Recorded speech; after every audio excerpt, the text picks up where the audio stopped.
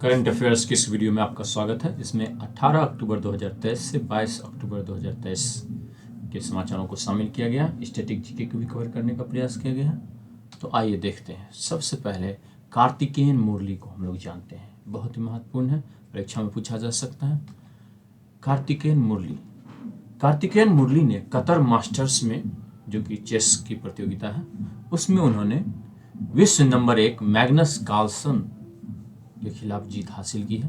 तो कार्तिकेयन मुरली को आपको याद रखना है, परीक्षा में पूछा जा सकता है कि मैग्नस कार्लसन को कतर मास्टर्स में किस भारतीय खिलाड़ी ने हराया। तो कार्तिकेयन मुरली ने एक मैच में हराया। ठीक है, अभी इस खेल के जो ये कतर मास्टर्स है उसकी पूरी प्रतियोगिता के विजेता नहीं है कार्तिकेयन मुरली, तो ये याद रखना है। और मैग्नस कार्लसन नॉर्वे के चेस खिलाड़ी हैं, शतरंज खिलाड़ी हैं, यह भी याद रखना है। आगे अब हम लोग जान लेते हैं होल ऑफ गवर्नमेंट अप्रोच, संपूर्ण सरकार अभिगम क्या है, संपूर्ण सरकार अप्रोच क्या है। तो देखिए, लोगों के सामने कई सारी समस्याएं आती हैं। पहले क्या होता था कि कोई एक समस्या होती थी, उसका एक विभाग निदान करते थे, लेकिन अब क्या है कि किसी विशेष समस्या के समाधान के लिए सरकार के सभी विभाग, मंत्रालय, एजेंसियां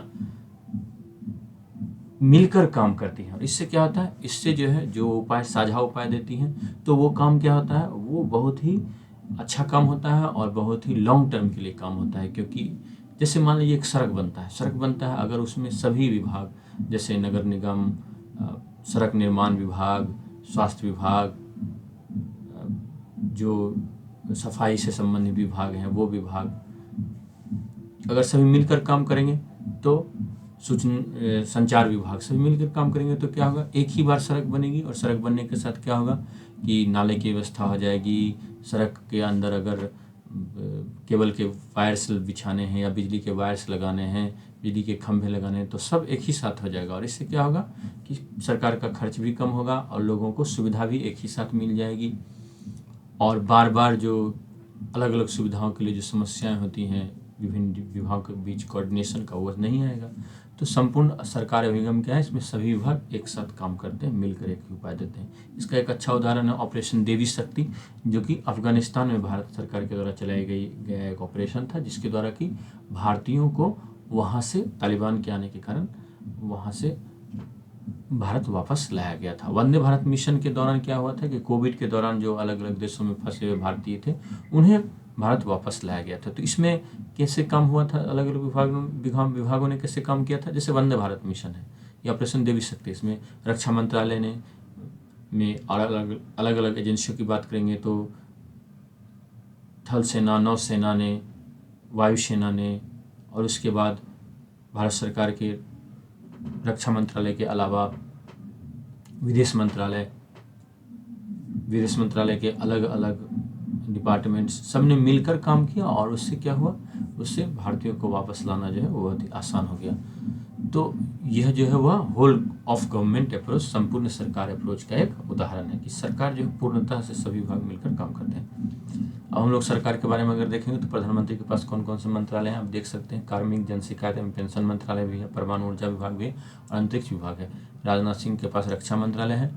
और इसके अलावा जो है अमित शाह के पास गृह मंत्रालय और सहकारिता मंत्रालय, यह जरूर याद रखें। सहकारिता मंत्री कौन है, तो श्री अमित शाह हैं। कृषि मंत्री और कृषि कल्याण मंत्री जो है वो नरेंद्र सिंह तोमर है। नितिन गडकरी जो है वो सड़क परिवहन मंत्री हैं। और निर्मला सीतारमण वित्त मंत्रालय और कारपोरेट मंत्रालय की मंत्री हैं। Doctor Subrahmanyam S Jaishankar, doctor Subrahmanyam Jaishankar जो विदेश मंत्री हैं। और अर्जुन मुंडा जनजातीय कार्य के मंत्री हैं। स्मृति जुबिन ईरानी जो है वो महिला एवं बाल विकास मंत्री हैं। अल्पसंख्यक कार्यालय के भी मंत्री हैं, अल्पसंख्यक कार्य मंत्रालय के भी मंत्री हैं। और पीयूष गोयल जो है वो वाणिज्य एवं उद्योग मंत्री हैं। तो वाणिज्य एवं उद्योग जो है वो पीयूष गोयल के पास है और वित्त मंत्रालय जो है वो निर्मला सीतारमण के पास है। उपभोक्ता कार्य, खाद्य एवं सार्वजनिक वितरण मंत्रालय भी उन्हीं के पास है, पीयूष गोयल के पास। और कपड़ा मंत्रालय भी पीयूष गोयल के पास ही है। धर्मेंद्र प्रधान के पास है शिक्षा मंत्रालय। कौशल विकास एवं उद्यमिता मंत्रालय है धर्मेंद्र प्रधान के पास। इसके अलावा अन्य भी बहुत सारे मंत्रालय हैं, इनमें आपको कुछ मंत्रालय जरूर याद रखना है। जैसे कि अश्विनी वैष्णव का है रेल मंत्रालय, वह जरूर याद रखना है। संचार मंत्री भी अश्विनी वैष्णव है। गिरिराज सिंह जो है ग्रामीण विकास और पंचायती राज मंत्रालय है। उसके अलावा ज्योतिरादित्य सिंधिया के पास नागरिक विमान और इस्पात मंत्रालय है, यह याद रखना है। संसदीय कार्यों के मंत्री प्रहलाद जोशी हैं, यह भी बहुत महत्वपूर्ण है। और आयुर्वेद, योगा और सिद्धा इत्यादि से संबंधित जो आयुष मंत्रालय है उसके हैं सर्बानंद सोनोवाल। तो आयुष का फुल फॉर्म भी आप यहाँ पे देख सकते हैं। आ से हो गया आयुर्वेद, यू से हो गया योगा, और वाई से हो गया योगा, और यू से हो गया यूनानी, एस से हो गया सिद्धा, और एच से हो गया होम्योपैथी। तो ये सब याद रखना है, सभी मंत्रालयों और उनके मंत्रियों के नाम आपको। इसके अलावा और भी कई मंत्रालय हैं जो बहुत महत्वपूर्ण हैं, जैसे स्वास्थ्य एवं परिवार कल्याण मंत्रालय है के पास, किनके पास है, तो है मनसुख एल मंडवाडिया के पास है, मनसुख एल मंडाविया के पास है, ठीक है, मंडाविया, मनसुख एल मंडाविया याद रखना है। जी किशन रेड्डी के पास संस्कृति मंत्रालय है, और पूर्वोत्तर क्षेत्र विकास मंत्रालय भी उन्हीं के पास है। पर्यटन मंत्रालय भी जी किशन रेड्डी के पास है। बिजली मंत्रालय राजकुमार सिंह के पास है। तो ये सब कई सारे, पर्यावरण मंत्रालय भी आपको याद रखना है क्योंकि उसके मंत्री हैं भूपेंद्र यादव। अब हम लोग जान लेते हैं अल अहली अरब अस्पताल के बारे में। तो ये गाजा में स्थित एक अस्पताल है, आप यहाँ पे देख सकते हैं, ये है गाजा पट्टी, और यहीं से हमास के आतंकवादियों ने इजराइल पर हमला किया था। तो ये गाजा पट्टी और वेस्ट बैंक, ये दोनों मिलकर ही जो है फिलिस्तीन बनाते हैं।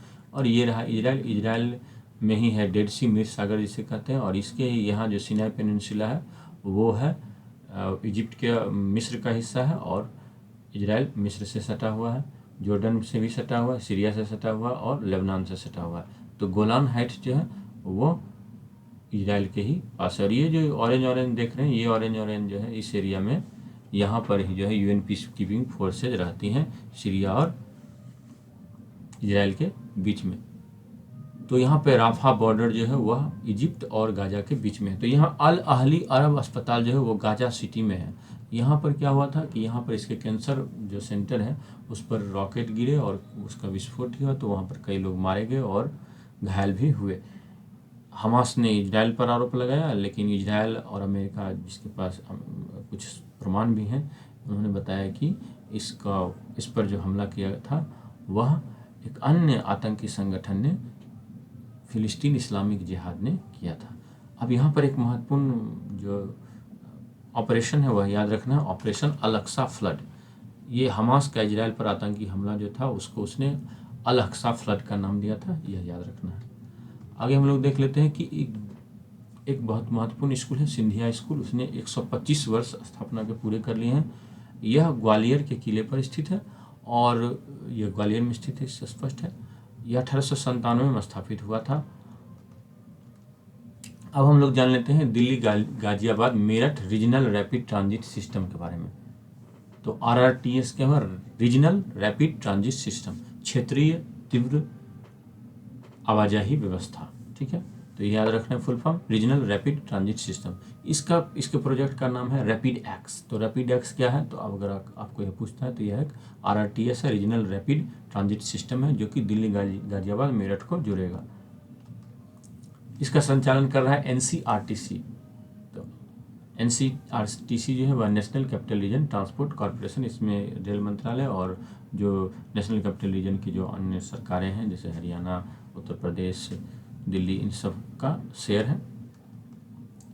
यह ट्रेन सेवा कैसी होगी, तो यह सेमी हाई स्पीड रेल सेवा होगी, यानी कि 150-180 किलोमीटर की स्पीड से ट्रेनें चलेंगी और अधिक सुविधा मिलेंगी।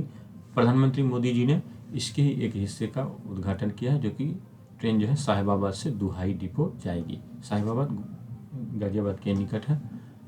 अब इसमें जो ये ट्रेन चलेगी उसे ही नमो भारत ट्रेन का नाम दिया गया है। नमो भारत RRTS जो है, नमो Bharat regional rapid transit system जो है वह राष्ट्रीय राजधानी क्षेत्र NCR के जो के अंतर्गत जितने भी नगर और कस्बे आते हैं उनको क्या करेगा, आपस में जोड़ेगा, और इससे क्या होगा, विश्व स्तरीय कनेक्टिविटी लोगों को मिलेगी।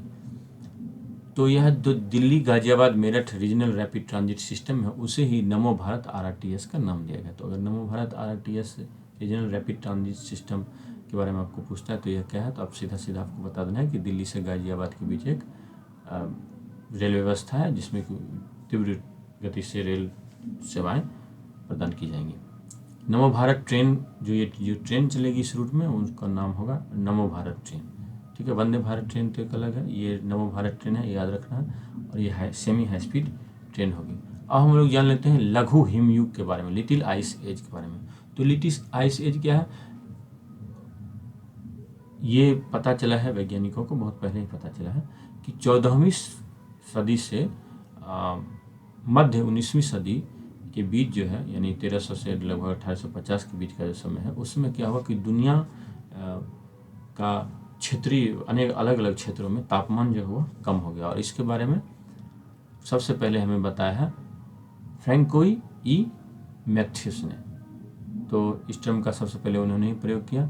ये क्या था, ये था कुछ क्षेत्रों के अधिक शीतल होने की अवधि था, यानी 1300 से 1850 के बीच जो है बहुत सारे क्षेत्र का तापमान क्या हुआ, लगभग 1.1 फ़ारेनहाइट घट गया, 0.6 डिग्री सेल्सियस घट गया 1000 से 2000 ईस्वी के औसत तापमान की तुलना में। इसका कारण यह था कि पर्वतों के जो ग्लेशियर थे पर्वतों के ऊपर, वे काफ़ी एक्सपेंड हो गए, काफ़ी फैल गए, और उनके फैलने के कारण क्या हुआ कि ठंड जो है बढ़ गई। भारत के बारे में यह कहा जाता है कि यहाँ से क्या हुआ, इससे मानसून की वर्षा में कमी हो गई और सूखे आए। यूरोप में भी ऐसी स्थिति रही कि ठंड की वृद्धि हो गई और इसके कारण वहाँ सूखा और प्लेग की स्थिति बढ़ी।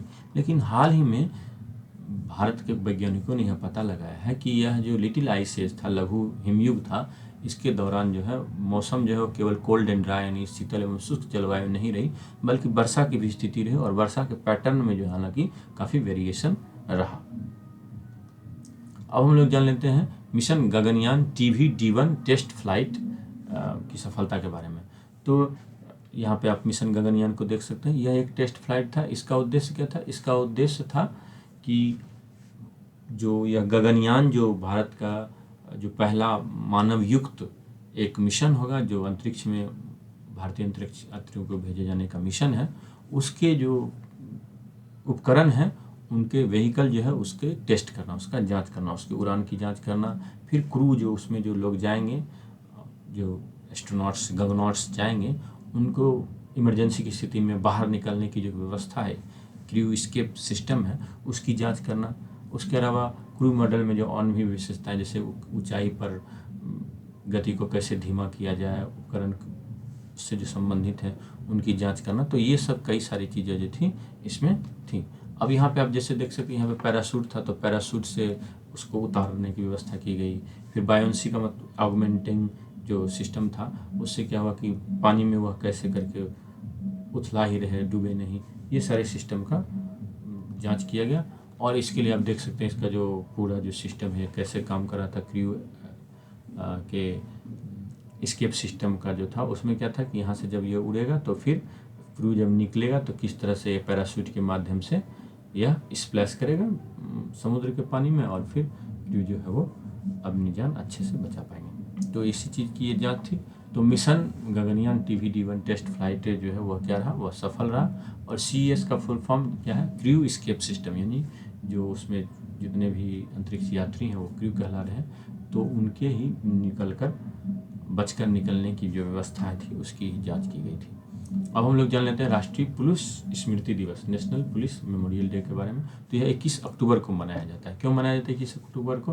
क्योंकि 21 अक्टूबर 1959 को क्या हुआ था कि हॉट स्प्रिंग जो लद्दाख में स्थित है, अभी गलीबान के मामले में भी आपने इसका नाम सुना होगा, हॉट स्प्रिंग का जो इलाका है, उसमें क्या हुआ था, चाइनीज जो सेना थी, सैन्य टुकड़ी, उसने उस क्षेत्र में प्रवेश कर लिया था। और फिर जो जवान थे वहाँ पर, भारतीय पुलिस के जवान थे, उन्होंने बहुत ही वैलियंटली, बहुत ही वीरता के साथ उनसे लोहा लिया था, उनसे लड़ाई की थी और शहीद हुए थे। तो ये जो शहीद जवान थे, पुलिस जवान थे, हुतात्मा थे, उनकी ही स्मृति में ये दिवस मनाया जाना शुरू हुआ। और यहाँ से जितने भी जो पुलिस के जवान पूरे देश में शहीद होते हैं, उन सब के लिए शहादत के लिए, उनके सबके हुतात्माओं को याद करने के लिए यह दिवस मनाया जाता है। राष्ट्रीय पुलिस स्मृति दिवस 21 अक्टूबर को मनाया जाता है। ठीक है, यह याद रखना है, कब मनाया जाता है, 21 अक्टूबर को मनाया जाता है। देखिए, ये तो आप ऐसे ही एक लाइन में याद कर सकते हैं, लेकिन इतना बड़ा जानने से क्या होता है, कहानी याद रहती है। कहानी से क्या होता है कि कोई छोटी बात जो है बहुत आसानी से याद रह जाती है। इसलिए जब भी करंट अफेयर है तो डिटेल में पढ़ना चाहिए, उससे जल्द अच्छे से वो चीज़ याद हो जाती है। अब नेशनल पुलिस मेमोरियल कहाँ पे हो, तो चाणक्यपुरी नई दिल्ली में। वो कहाँ पर है, चाणक्यपुरी नई दिल्ली में है। याद रखना है, चाणक्यपुरी नई दिल्ली में है, नई दिल्ली में है, इतना ही याद रखें। नेशनल पुलिस मेमोरियल कहाँ पर है, वो चाणक्यपुरी नई दिल्ली में, राष्ट्रीय पुलिस मेमोरियल। अब इसमें क्या है, इसमें एक बीच में जो है बहुत बड़ी शिल्पाकृति बनी हुई है, पत्थर की बनी हुई है, इसमें आप इसे आप देख सकते हैं। और इसके अलावा क्या है, इसमें एक नेशनल पुलिस म्यूजियम भी बना हुआ है। इस म्यूजियम में जितने भी जो पुलिस फोर्सेज हैं, केवल पुलिस नहीं बल्कि जो ऑक्सिलरी पुलिस फोर्सेज हैं, सीआरपीएफ, एनएसजी इत्यादि के भी वीरताओं को या वीर पुरुषों को दिखाया, वीर जवानों की शहादत को यहाँ पर दर्शाया गया इस म्यूजियम में। वो यहीं पर है, नई दिल्ली में ही है। जैसे यहाँ पे आप देख सकते हैं कि 9 अप्रैल जो है वो सीआरपीएफ वैलर डे, सीआरपीएफ की शहादत दिवस के रूप में मनाया जाता है, क्योंकि 9 अप्रैल 1965 को ही सरदार पोस्ट की लड़ाई हुई थी, जिसमें कि सीआरपीएफ के जवानों ने वीरता का प्रदर्शन किया था। यहाँ पे जैसे देख सकते हैं कि ये अक्षरधाम के हमले का गुजरात गांधीनगर में 2002 को यह अक्षरधाम मंदिर पर हमला हुआ था, तो उसके बारे में उसका दिखाया गया है यहाँ पर कि वहाँ पर कैसे जवानों ने आतंकवादियों को मार गिराया था। इसके अलावा इंटेलिजेंस ब्यूरो के जो शहादत हैं, शहीद हैं, उनको भी यहाँ पर याद किया गया। तो इंटेलिजेंस ब्यूरो का जो सूत्र वाक्य है वो क्या है, जो आदर्श वाक्य वह है जागृतम अहर्निशम, यानी अहर्निशम मतलब दिन रात, जागृतम जगा हुआ, जो दिन रात जगा हुआ है इंटेलिजेंस का काम तो वही कर सकता है। तो इंटेलिजेंस ब्यूरो का क्या है आदर्श वाक्य, वह है जागृतम अहर्निशम, जगा हूँ दिन रात। तो अब हम लोग यहाँ पर एक चीज़ और भी है, वह क्या है, वॉल ऑफ वेलर यानी शौर्य भित्ति है। वो इसमें क्या दिखाया गया, इसमें दिखाया गया, इसमें सभी जवानों को लगभग 36,000 से अधिक जवान हैं, उनके नाम यहाँ पर उत्कीर्ण है। और इन सभी जो वीर हुतात्मा पुलिसकर्मी उनके नामों को यहाँ दिखाया गया है। और यहाँ पे देखिए बहुत ही सुंदर लाइन लिखा हुआ, जब आप घर जाते हैं तो उन्हें बताएं हमारे बारे में कि तुम्हारे कल के लिए हमने अपना आज कुर्बान कर दिया, ठीक है, हमने अपना आज बलिदान कर दिया। अब हम लोग जान लेते हैं धोरदो गांव के बारे में। धोरदो गांव जो है वह कच्छ में है, कच्छ गुजरात का एक गांव है, और इसे UNWTO के द्वारा जो है सर्वश्रेष्ठ पर्यटन गांव का पुरस्कार प्रदान किया गया है। UNWTO क्या है, संयुक्त राष्ट्र विश्व पर्यटन संगठन, United Nations World Tourism Organisation है, उसने ही इसे यह पुरस्कार दिया है। तो धोरदो गांव याद रखना, धोरदो कहाँ पर है, कच्छ में है। देख सकते हैं दीवारें कितनी सुंदर सजी हुई यहाँ पर। तो विश्व पर्यटन संगठन के बारे में हम लोग थोड़ा सा जान लेते हैं। इसका क्या है, इसका उद्देश्य है कि जिम्मेदार, टिकाऊ और सार्वभौमिक रूप से सुलभ पर्यटन को बढ़ावा देना। यह संयुक्त राष्ट्र संघ की एक एजेंसी है और इसका मुख्यालय कहाँ पर है, वह है मैड्रिड, स्पेन में। मुख्यालय जरूर याद रखना है, मुख्यालय कहाँ पर है, मैड्रिड, स्पेन में है। UNWTO का मुख्यालय स्पेन में है। इसके जो जनरल सेक्रेटरी हैं वो हैं जुराव पोलो लिकासविली, जुराव पोलो लिकासविली, ठीक है। तो जुराव होते हैं मोजे, उससे भी आप याद रख सकते हैं कि लोग जब घूमने के लिए निकलते हैं तो सुंदर सुंदर मोजे, अच्छे मोजे पहनकर निकलते हैं। तो जुराव पोलो लिकासविली, ठीक है, याद रखना है। अब हम लोग जान लेते हैं सिलिकॉन प्रोसेसर चिप के बारे में। तो सिलिकॉन प्रोसेसर चिप के लिए IIT चेन्नई में एक सेंटर फॉर डेवलपमेंट की स्थापना की गई है। और यह जो सिलिकॉन प्रोसेसर चिप होगा वो कैसे चिप्स का यहाँ पे विकास किया जाएगा, तो यहाँ पे विकास किया जाएगा programmable photonic integrated circuit and systems का विकास किया जाएगा। फोटोनिक सिलिकॉन चिप्स का सरल भाषा में विकास किया जाएगा। ये कैसे चिप्स होते हैं, तो ये जो चिप्स होते हैं, चिप्स मतलब जो मोबाइल, कंप्यूटर इत्यादि में जो चिप्स लगे होते हैं वो माइक्रो प्रोसेसर होते हैं, जो कि बिजली के बजाय प्रकाश का उपयोग करते हैं सूचनाओं को संसाधित करने में, सूचनाओं का प्रोसेसिंग करने में। तो ये बहुत महत्वपूर्ण याद रखना। फोटोनिक मतलब फोटो से जुड़ा हुआ, यानी लाइट से जुड़ा हुआ, ठीक है। तो फोटोनिक सिलिकॉन चिप्स कैसे होते हैं, बिजली के बजाय प्रकाश का उपयोग करते हैं सूचनाओं के, इंफॉर्मेशन की प्रोसेसिंग के लिए। और इनका quantum computing, quantum communication, 5G 6G communication, internet of things, IoT का अर्थ क्या हुआ, इंटरनेट ऑफ थिंग्स, रडार और एवियोनिक्स में बहुत अधिक प्रयोग है, क्योंकि ये सूचनाओं का बहुत तेज़ी से प्रसार करने में सक्षम बनाते हैं विभिन्न उपकरणों को। तो सिलिकॉन प्रोसेसर चिप। अब हम लोग जान लेते हैं भारतीय सैन्य विरासत महोत्सव के बारे में। इसका पहला ही बार आयोजन हुआ है और ये आयोजन हुआ है 21 अक्टूबर 2023 को नई दिल्ली में। तो भारतीय सैन्य विरासत महोत्सव कहाँ आयोजित हुआ है, नई दिल्ली में। यह 2 दिवसीय महोत्सव है। इसका उद्देश्य क्या है? इसका उद्देश्य भारत की जो समृद्ध सैन्य संस्कृति और विरासत है उसका जश्न मनाना, और इसके लिए बहुत सारे लोग आपस में लोग बात करेंगे, कला की पेंटिंग्स दर्शाई जाएंगी, डांस होगा, ड्रामा होगा, कहानी होगी और बहुत सारे एग्जीबिशंस होंगे। तो भारतीय सैन्य विरासत महोत्सव का आयोजन कहाँ किया जा रहा है? नई दिल्ली में। अब हम लोग जान लेते हैं झारखंड वो में हो रहा है women's Asian championship trophy 2023। Jharkhand में क्या हो रहा है? Women's Asian championship trophy.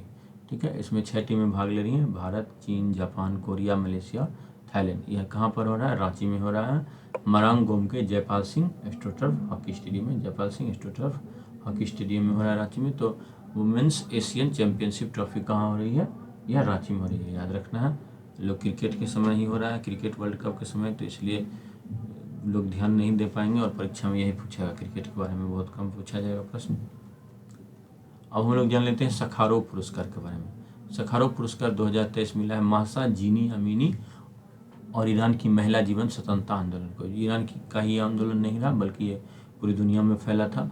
तो महसा जीना अमीनी जो है यही है। महसा जीना अमीनी के बारे में आप पहले से जानते हो कि ये वो स्त्री हैं, ये वो लड़की हैं, वो महिला हैं जिनको कि वहाँ की पुलिस ने पकड़ लिया था इसलिए कि वो हिजाब को सही ढंग से नहीं पहनी हुई थी। ईरान की पुलिस ने पकड़ लिया था कि आपने हिजाब को सही ढंग से नहीं पहना, और ये उनकी उस समय की तस्वीर है जबकि उन्हें पकड़ा जा रहा था। घर से लेकर पुलिस गई थी, उससे कुछ क्षण पहले का ही फोटो है। तो और फिर बाद में उनकी जो हिरासत में ही मृत्यु हो गई थी। पुलिस ने उनके साथ बहुत बुरा बर्ताव किया था, बहुत टॉर्चर किया था। तो महसा अमीनी जो है वो महसा जीना अमीनी, चूँकि ये कुर्दिश थी, कुर्द मूल की थी, तो इसलिए जीना अमीनी भी अगर नाम आता है आपको तो आपको सही मार देना है, क्योंकि जीना अमीनी भी इन्हीं का नाम है और महसा अमीनी भी इन्हीं का नाम है। पहले क्या होता था कि ईरान में केवल फारसी नामों के ही रजिस्ट्रेशन का परमिशन था। तो महसा अमीनी फारसी में इनका नाम हुआ, और कुर्द हैं तो कुर्द भाषा में इनका नाम हुआ जीना अमीनी। तो महसा जीना अमीनी को याद रखना हमें। सखारोव पुरस्कार मिला है। और सखारोव पुरस्कार क्यों दिया जाता है? तो यह दिया जाता है विचारों की स्वतंत्रता के लिए दिया जाता है। विचारों की स्वतंत्रता के लिए जो संघर्ष करते हैं, जो अपना जीवन बलिदान करते हैं या जीवन समर्पित कर देने वाले जो भी संगठन होते हैं उनको दिया जाता है। ये मानवाधिकारों की रक्षा करने वाले संगठन और व्यक्तियों को भी दिया जाता है। यह क्या है? रूसी वैज्ञानिक थे और एक असंतुष्ट थे जो यूएसएसआर से परेशान थे, बहुत भाग कर आए थे। आंद्रे सखारोव उनके ही नाम पर रखा गया। यह दिसंबर 1988 में स्थापित है। लेकिन यहाँ पर एक और महत्वपूर्ण जानकारी हुआ है कि यह पुरस्कार जो है यूरोपीय संसद द्वारा दिया जाता है। सखारोव नाम से आप रशियन समझ लें और कहें कि रूस यह पुरस्कार देता है, तो यह नहीं सोचना है। यह कौन देती है? यह पुरस्कार देती है यूरोपीय संसद, इसलिए यह ध्यान में रखना है। ठीक है, किन्हें मिला है? महसा जीना अमीनी को मिला है, ईरान की है वो। ठीक है, और इसी में एक है कि महिला जीवन स्वतंत्रता आंदोलन, यह इनके जो हिरासत में मृत्यु उसके बाद ही शुरू हुआ था। यह पूरे विश्व में फैला। महिला जीवन स्वतंत्रता, वुमेन लाइफ फ्रीडम। ठीक है, यही आंदोलन था कि एक महिला को अपने जीवन के बारे में अधिकार है, निर्णय लेने का और स्वतंत्रता का भी अधिकार है। अब हम लोग जान लेते हैं केल्विन किप्टम के बारे में। केल्विन किप्टम कौन है? तो केल्विन किप्टम जो है वो केन्या के जो है लंबी दूरी के धावक हैं और उन्होंने मैराथन विश्व रिकॉर्ड बनाया है। और इतिहास में आज तक के इतिहास में वो पहले व्यक्ति हैं जिन्होंने कि 2 घंटे और 1 मिनट से कम समय में पूरे मैराथन को पूरा कर लिया। तो 2 घंटे और 1 मिनट से कम समय में ही उन्होंने मैराथन दौड़ पूरी की और इस तरह से उन्होंने रिकॉर्ड बनाया और उन्होंने इलियुड किपचोगे के पुराने रिकॉर्ड को 34 सेकंड से तोड़ दिया। हालांकि एक बात ध्यान देने वाली यह है कि अभी तक जो टॉप 10 जो यह रिकॉर्ड है उसमें से 5 से अधिक बार जो है इलियुड किपचोगे ने यह रिकॉर्ड बनाया था, लेकिन इनके रिकॉर्ड को इन्होंने तोड़ दिया है केल्विन किप्टम ने। और इन्होंने शिकागो मैराथन में यह रिकॉर्ड बनाया। 8 अक्टूबर 2023 को यह मैराथन हुआ था। अब ये हो सकता है कि 2 घंटे से कम समय में ही यह अगर पूरा कर देंगे तो यह और भी बड़ा रिकॉर्ड होगा। अब हम लोग जान लेते हैं पेंट ब्रश स्विफ्ट नाम की तितली के बारे में। यह दुर्लभ प्रजाति की तितली है जो कि हिमाचल प्रदेश में देखी गई है और यह तितली जो है बहुत ही दुर्लभ है। और हिमाचल प्रदेश में भारत की जितनी भी तितलियों की प्रजाति है उसका 1/4 पाया जाता है, तो यह भी बहुत महत्वपूर्ण है। पेंट ब्रश स्विफ्ट कहाँ पे मिला है, कहाँ पे मिली है, तो हिमाचल प्रदेश में मिली है। अब हम लोग जान लेते हैं गावते अक्षय लक्ष्मण के बारे में। गावते अक्षय लक्ष्मण जो है वो पहले हुतात्मा अग्निवीर है, पहले शहीद अग्निवीर है। शहीद को हुतात्मा कहते हैं, तो पहले हुतात्मा अग्निवीर हैं और ये सेवा करते हुए शहीद हुए हैं, यानी बैटल लाइन में शहीद हुए हैं। सियाचिन में ग्लेशियर में ये पोस्टेड थे, जो कि विश्व का सबसे ऊंचा युद्ध का मैदान है, सबसे ऊंचा बैटल फील्ड है, वहाँ पर ये पोस्टेड थे और वहीं पर ये देश के लिए कुर्बान हो गए, देश के लिए शहीद हो गए, देश के लिए हुतात्मा हो गए। गावते अक्षय लक्ष्मण के शहीद होने की स्थिति में एक बहुत बड़ा विवाद हुआ था कि अग्निवीरों को तो कुछ नहीं मिलेगा, लेकिन अगर आपको जानकारी दूं तो 48 लाख रुपये बीमा के मिलते हैं। इसके लिए वेतन से कोई पैसा नहीं करता है, यह अग्निवीर में भर्ती होते एक साथ सरकार बीमा करा देती है, तो वो 48 लाख रुपये उनको परिवार को मिलेंगे। उसके अलावा 44 लाख रुपये जो है सरकार जो है शहीद के परिवार को सहायता राशि देगी। उसके अलावा सेवा अवधि के वेतन का 60% भी नहीं मिलेगा। 30% जितने दिन उन्होंने नौकरी की उसका 30% जो है वह जितने दिन इन्होंने नौकरी की उसके दौरान जो है इन्होंने सेवा निधि में कुछ पैसे जमा किए होंगे, तो सेवा निधि के जो है जो जमा किए हैं पैसे उसमें 30% कर जाता है वेतन का, वो इनकी ओर से दिया था अग्निवीर की ओर से, और फिर सरकार उसमें कंट्रीब्यूशन करती है, तो 30-60% जो है वह मिलेगा। उसके अलावा सेवा निधि, सेवा अवधि के बजाय यहाँ होना चाहिए सेवा निधि के वेतन का 60%, सेवा निधि की राशि का 60%। और एक और चीज़ मिलेगा इन्हें, इनके परिवार को, कि शेष वेतन जो भी जितने 4 वर्ष की अवधि पूरे होने से पहले अभी जितना भी समय बाकी होगा उसमें 4 वर्ष की अवधि पूरे होने में उस पूरे पीरियड का जो है इनके परिवार को वेतन मिलेगा। गावते के मामले में 13 लाख रुपये परिवार को मिलेंगे और 8 लाख रुपये जो है देती है armed forces battle casualty fund से मिलता है। Armed forces battle casualty fund से मिलता है। तो अगर सीधे 48, 44 और 8 को ही जोड़ें तो 1 करोड़ रुपये हो जाते हैं, और उसके अलावा अन्य भी मिलेंगे, जैसे 13 लाख रुपये, 1 करोड़ 13 लाख रुपये, और फिर सेवा निधि का पैसा मिलेगा कुछ। तो ठीक ठाक रकम जो है सरकार देती है, लेकिन एक शहीद, एक वीर व्यक्ति के बलिदान के तुलना में तो यह कुछ भी नहीं है। अब हम लोग जान लेते हैं मिशन महिला सारथी के बारे में। यह यूपी सरकार की एक योजना है। इसमें क्या है, इसके तहत जो है बस सेवा प्रदान की जा रही है। सरकार ने 51 बसों को मुख्यमंत्री ने हरी झंडी दिखाई है। इन बसों की यह विशेषता है कि इसके जो ड्राइवर हैं और कंडक्टर हैं वो दोनों महिलाएं हैं। ठीक है, ड्राइवर और कंडक्टर दोनों महिला हैं। मिशन महिला सारथी याद रखना। सारथी है तो सारथी क्या होता है, वह अश्व को चलाता था, तो ड्राइवर भी जो वो होगा वो महिला ही होगी, और कंडक्टर भी चलाने में मदद करता है तो वह भी सारथी हुआ, आधा सारथी तो हुआ ही हुआ, तो वह भी जो है महिला ही होगी। तो कहाँ की, यूपी सरकार की है योजना। अब प्रेम गुप्ता के बारे में हम लोग जान लेते हैं। प्रेम गुप्ता कौन है, साक्षी गुप्ता के पिता है। ठीक है, इन रांची के निवासी हैं और इन्होंने अपनी पुत्री को बैंड बाजा के साथ ससुराल से वापस लेकर आया अपनी पुत्री को। कारण क्या था, कारण यह था कि साक्षी ने अपने ससुराल वालों पर प्रताड़ना का आरोप लगाया है और तलाक की अर्जी दी है। तो यह एक बहुत ही क्रांतिकारी कदम है पिता की ओर से कि अपनी पुत्री को जो कि प्रताड़ित हो रही थी उनके शब्दों में, उसे वो ससुराल से वापस लेकर आए, और वह भी पूरे सम्मान के साथ, पूरे बैंड बाजा के साथ, बगैर दुख रोना और किए हुए, क्योंकि उन्हें अपने पुत्री में विश्वास है और समाज को भी एक संदेश इस माध्यम से मिलता है कि समाज जो है वह स्त्री की दृष्टि से भी चीज़ों को देखे, केवल पुरुषवादी समाज होने से काम नहीं चलने वाला है।